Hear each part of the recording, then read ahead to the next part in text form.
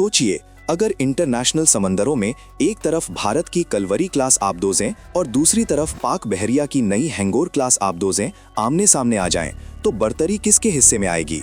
आइए समझते हैं हकायक और आदादो-शुमार की रोशनी में। पहले बात करते हैं भारत की कलवरी क्लास आबदोज की। फ्रांस के ताउन से बनाई गई ये स्कॉर्पियन आबदोजें अपनी स्टेल्थ यानी खामोशी के लिए दुनिया भर में जानी जाती हैं। ये जदीद सोनार और एडवांस कॉम्बैट मैनेजमेंट सिस्टम से लैस हैं। इनका साइज छोटा होता है, जिसकी वजह से ये दुश्मन की नज़रों से बचकर साहिली इलाकों में कार्रवाई करने की सलाहियत रखती हैं। लेकिन यहाँ एक बहुत बड़ा ट्विस्ट मौजूद है। कलवरी त्रास में फिलहाल AIP यानी एयर इंडिपेंडेंट प्रोपल्जन सिस्टम मौजूद नहीं है। इसका मतलब ये है कि इसे अपनी बैटरियां चार्ज करने के लिए बार बार समंदर की सतह के करीब आना पड़ेगा, जहां दुश्मन के रडार और P-8I तैयारे उसे आसानी से पकड़ सकते हैं। जबकि दूसरी तरफ पाकिस्तान की हैंगोर क्लास यानी S-26 आबदोज, ये सिर्फ एक आबदोज नहीं बल्कि समंदर में पाकिस्तान की नेवल सुप्रीमसी की गारंटी है।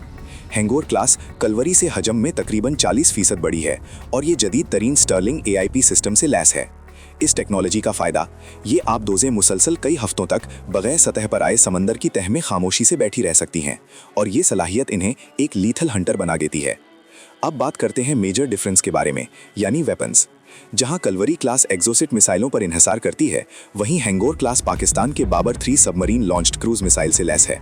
ये मिसाइल 450 किलोमीटर तक एटमी वॉरहेड ले जाने की सलाहियत रखता है, जो पाकिस्तान को समंदर से सेकंड स्ट्राइक की मजबूत सलाहियत फराहम करता है। यानी अगर दुश्मन की जमीन से पाकिस्तान पर हमला हो तो हैंगोर क्लास समंदर की गहराई से जवाबी कार्रवाई करके दुश्मन की मईशत और दिफा को नीस्तो नाबूद कर सकती है।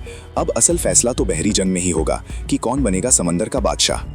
लेकिन अगर बात समंदर की तह में तवील कयाम की हो या फिर सेकंड स्ट्राइक सलाहियत की, तो हैंगोर क्लास का AIP निज़ाम और मिसाइल सिस्टम इसे सबकत देता है। लेकिन एडवांस सेंसर और कॉम्बैट मैनेजमेंट सिस्टम्स के हवाले से इंडियन कलवरी आबदोजें भी एक मजबूत मद्दे मुकाबिल हैं।